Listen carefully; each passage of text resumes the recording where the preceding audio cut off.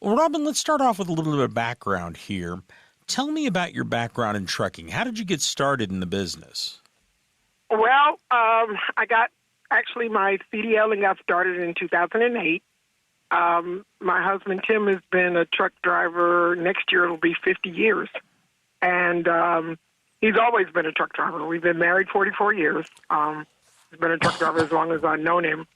And I guess the short version would be he always worked for someone. It was his dream to own his own truck. I was a legal assistant home in Las Vegas with the kids, and he was driving all over the country. And in 2008, when our youngest turned 18 and decided that she would go to college, I was home alone.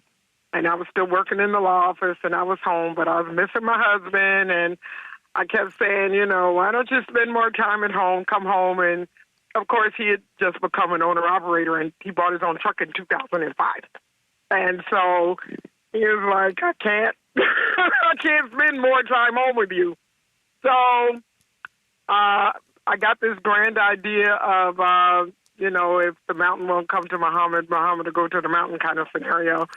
And I went to a CDL school that was across the street from our law office, and I talked to the guy about getting a CDL and driving, and I thought I would go out on the truck with Tim. And he told me what it entailed, so I decided to get my CDL permit on my own rather than pay somebody to teach me in a class. I've been married to a trucker for 100 years. So I did my CDL on my own. I went back to him. I told him I didn't have the patience nor the time for a 6-month, CDL course. So we worked something out where the law requires that you have to do 120 hours of instruction. And he said he had to abide by that. And I was willing to do that. So what we did was we did a crash course, 12 hours a day for 10 days straight. So from 6 a.m. to 6 p.m., I was in a truck, learning, driving, doing, the pre-check. I learned it from A to Z in 10 days. And it was intensive. And at that point, once I was in driving school, the instructor did something, I can't remember. He was yelling at me about something. And I got offended and called my husband. Because up to this point, Tim did not know that I was trying to get my license. And so I surprised him. I had to tell him, I'm trying to get my CDL to come on the truck with you. And he was totally shocked. But he was for it. So Tim talked to the guy, and, he said, let me talk to him. He made you cry. And the guy got on the phone. His name was Sarge. And Tim said, she's going to be driving my truck. I don't care how hard you are on her, be harder. I wanted to learn. So I passed and got my CDL. Tim was my trainer on the company that he was contracted to. And in September of 2008, began my journey as a team driver with my husband. Okay. It was a trying experience, I have to say, but it was worth it in the long run. I do enjoy trucking. We've been in every state in the United States, and I not only get to just drive across the highways and the byways and deliver stuff. We get to stop. We have 8 children together, 33 grandchildren, 12 great-grandchildren. They live all over the country, from Las Vegas to Wisconsin, as far north as Connecticut, and as far south as Georgia. So we get to, stop in between and visit family and interact with, friends and people we know. And then we also, when we decide to take a vacation, it's usually somewhere where we can park the truck, get on a plane or get on a cruise ship and go somewhere and come back and get back in our truck and keep it rolling.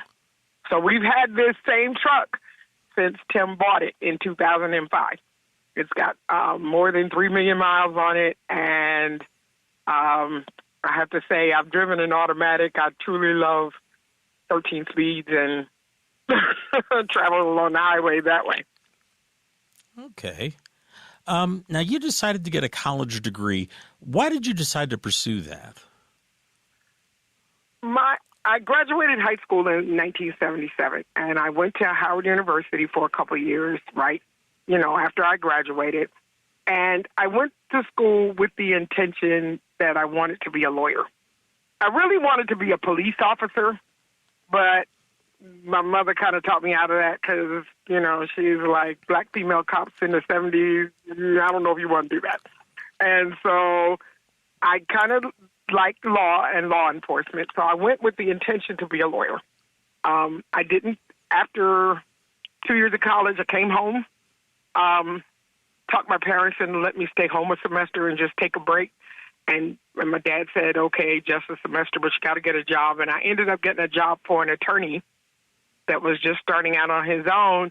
And needless to say, I was with him for 7 years. I never went back to school, never finished at Howard University. That began what ended up being a 29-year career in the legal field before I quit and got on the truck with Tim. So I love the law. I've always loved the law. And I decided that, but it was just a dream that I kind of pushed to the back. And my grandson, Malachi, he was going to high school. He was leaving, middle school, going to high school in Las Vegas. And I was having a intense conversation with him about the importance of going to college. And he he quickly said to me, well, Grandma, you and Papa have a good job driving a truck, and you're in trucking, and you didn't finish college, and why do I have to go to college? And I again told him, it wasn't easy just to, get in a truck and be a truck driver. And yes, it is a good living. We enjoy the living we make, but you should always try to expand your education. Go as far as you can in your education. And even if you do that, once you finish that, if you still want to be a trucker, go for it. So he said, but you didn't finish college. And I said, no, I didn't. And he said, well, can you go back? And I said, yeah, I could go back to school online if I wanted to. And he said, I'll tell you what, if you go back to college, I'll go to college when I finish high school.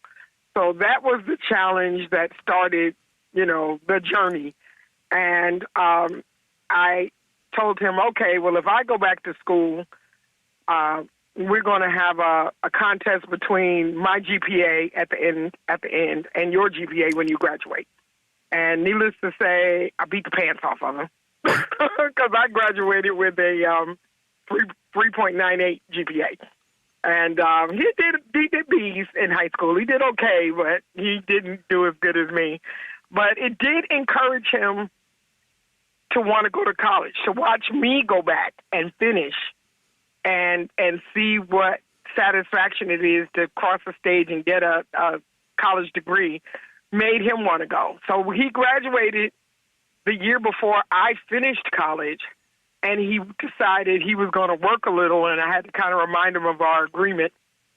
And he said, I think I want to work and do like you. So actually, in a twist of fate, he starts at the same college that I graduated from, SNHU, Southern New Hampshire University.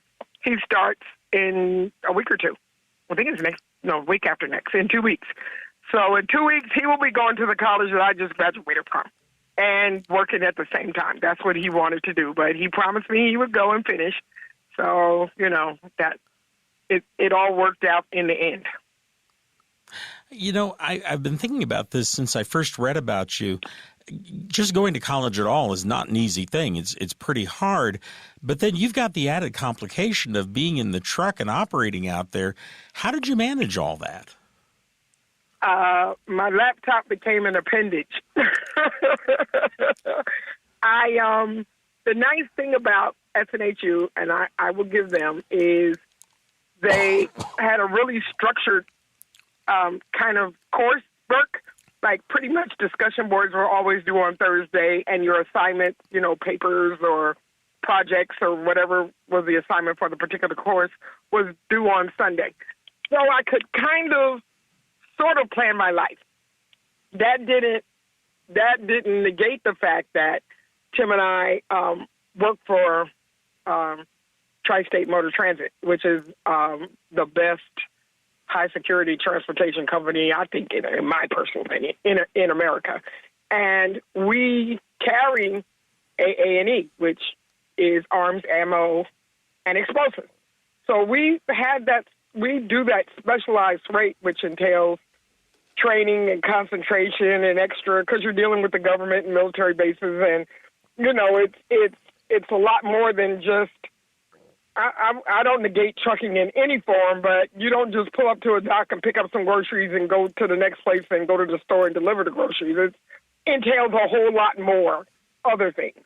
But it is still trucking and transportation, and, I give props to any trucker on the road I see, because, trust me, I've been there. I wasn't always in AA&E, and we definitely started back picking up produce out of California and taking it to, the Midwest or, on the East Coast. So it was not easy. There were days that I knew that I had something due, and and the nice thing also about it was your assignments and your projects were due by midnight of the time zone you lived in. So I lived in Las Vegas. So I had basically an extra 3 hours, say, from somebody who lived on the East Coast. The university was in New Hampshire. So if you lived on the East Coast, it was due by midnight. But if you lived where I lived, it was due at 3 a.m. So there were times that we would stop and I'd do my pre-trip and get in the bunk, and Tim would do his pre-trip and take off driving. And rather than go to sleep right away, I would sit up on my laptop on the bunk while he was driving and try and submit an assignment. And it's not easy typing when you're bouncing down these highways. I would, I was on my clock and I had something due and I needed like an hour, I would pull into a rest area and, pull into a parking space and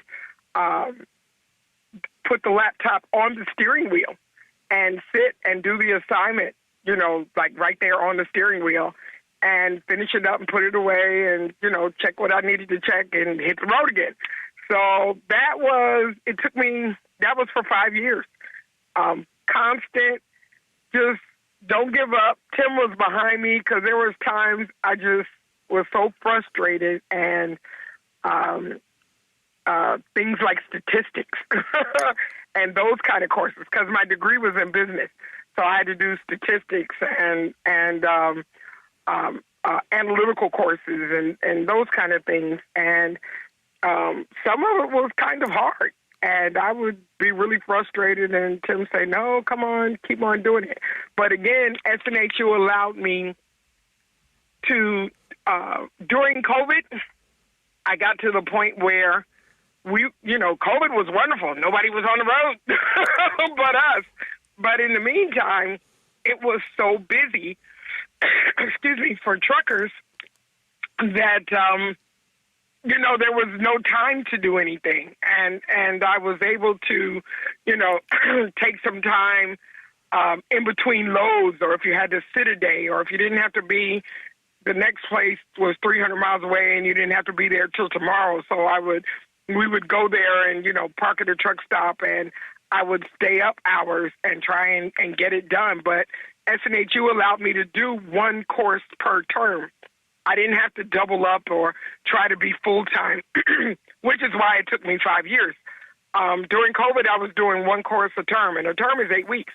So every 2 months, I would do one course every 2 months. And then the next term would come up, and I'd just choose one more course. And it seemed like it was going to be forever before I finished, but when you turned around and looked back, 3 years later, I was like, wow, I'm more than halfway. I've really done this. And things, when you get into a routine with something, things got to be easier. Even when we went on vacation, I love to drive all over the country. I have seen all parts of this country. Beautiful, I truly love the USA. But when I go on vacation and I want to travel somewhere, I want to go and see some place that I've never been. Hence, we do lots of cruises. I've been to Europe. I've been to Africa. I've been to, we've just been all over the world. The Caribbean. We've just traveled all kind of places. And I've taken that laptop with me. And when I'm on a cruise or I'm, somewhere that I have to, be out, I'll pause and tell the group or the people that I'm with, I got to go do my homework. And I was in that mindset in the truck, and I was in that mindset, even when I wasn't driving a truck.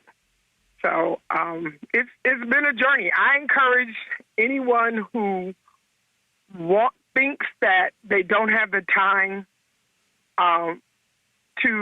you do have the time. You just need to find the right school and the right fit. And there's always time to do what's in your heart or what you think God called you to do or what your dream is. Sometimes it'll take you a lot longer to get to where you want to be, but delayed is not denied. That's a good way that was my mantra last year. I was like, okay, it's taking me longer. I wanted to graduate in May of this year, and I had to do 3 more courses, and I couldn't get it done. And that was my frustration because I wanted to be finished. And I said, nope, you've been taking it step by step. Just stretch it out. And I did. I did 1 course a term, and it ended up being right in the last day of the 1st of November was when I conferred my degree because the last course that I did ended at the end of October. And so November 1st, I was done, and then I graduated on November the 18th. So that part happened really fast, but I was glad that I took the time and did it the way I wanted to do it because I really wanted to graduate. If I was going to graduate from college, I wanted to do a summa cum laude, and I wanted a high GPA because that was just, try to do everything you do in excellence. And I try to do that in trucking as well as in my everyday life. It's not easy, but that's my mindset. It doesn't have to be everybody else's mindset, but, it works. You try to, I try to be kind, be generous, give a kind word to people, especially truckers and people I meet and see, out on the road, even just walking into a truck stop, because you never know what anybody's going through, especially, my brother and sister truckers. Some days, it might be a dispatch issue. It might be a mechanic's issue. It might just be you're having traffic. It could be anything. But I find that if you just kind of give them a nod, give them a smile, say how you doing, say God bless. This time of year, say Merry Christmas, say Happy New Year. You don't know how it's going to affect them. You never know what somebody's going through. So I attribute a lot of that to what I've learned in trucking and being out here on the road. It's just been an amazing journey. My husband's a little, itchy because I want to go to law school in the fall, and I've applied. Well, since I've gone viral, I probably got about 25 or 30 different law schools that are sending me emails saying, we want you to apply for us. I haven't really responded because I live in Las Vegas and law school is in person. And I have to get off the truck and go to school. I didn't know how that would affect our trucking business together or me driving. I'm going to keep my CDL. I'm going to hopefully work it out where I can drive periodically. But as it turns out, our oldest daughter, we have 6 boys and 2 girls, and the oldest girl got her CDL last December. She wanted to be a truck driver. So that now makes 3 of our 8 kids that have CDLs. And we found out that we may be able to train her at Tri-State, and then she can ride with her dad. And then I can do school and, maybe drive some more or maybe not. We just hadn't gotten that far yet. But I tell people all the time, this is a great industry to be in. I know they say that, there's a high demand for truckers. There are, but it's a specialized industry. You have to either love it or you hate it. You can't do it just because it's a 9-to-5 job, because it's not a 9-to-5 job. And you can't look at it as just a job, because there's too much involved in it to take it lightly. I guess that's the best way to say it. Trucking, I never thought I would ever be a truck driver. And when I got into trucking in 2008, there were not a lot of ladies out here. I got those compliments all the time. But, I talk to guys on my CB. That's when people actually use CBs a lot. And just communicate with other truckers about, life and what's going on in the world. And it's just been an amazing journey, I have to say. If I did not want to go to law school so bad, I would retire as a trucker. I'd be in the truck until I'm too old to drive anymore, and there's nothing else to do. But my dream was always to be a lawyer. So in that end, I'm going to follow my dream. And you never know the path that God is going to put you on. I might go to law school and become a lawyer and miss trucking so much and leave it all and come back. I'm not so sure. You never know what the future holds. But trucking is definitely now still a part of my life, and it has been for the last 15 years. Wow. That is a heck of a story, Robyn. Thank you for talking with me. You're welcome. You're welcome. Anytime. Like I said, I love the work you guys do. I love the magazines. We still get it, and I read through it, and I'm aware of like the legislative things that are going on. A lot of times as truckers, we don't hear that stuff, like out in the world, or if you're looking at your phone, for the latest news or those kind of things. And Landline kind of puts it out there for you and lets you know, what all the truckers are going through and what's coming up ahead for us. And, like the different mandates and those kind of things. And, you think something's about to take effect and you guys say, nope, they put a hold on that. So it's not going to take effect. So I appreciate all of the work that you guys do, at Landline. It really does help us. So if nobody told you they appreciate you, I do. Thank you. Thank you very much. Well, Robyn, I won't take up any more of your time. If I have any other questions, can I give you a call back? Sure. Call me, text me anytime. Okay. I'll text you my email. And if you have something you need to have me send you or something, I'll be happy to do that. Okay. Okay. Well, thank you, and you have a very happy New Year. You too. You take care. And okay, you too. Appreciate you too. You take care. Thank you. Okay. You're welcome. Bye-bye. Bye-bye.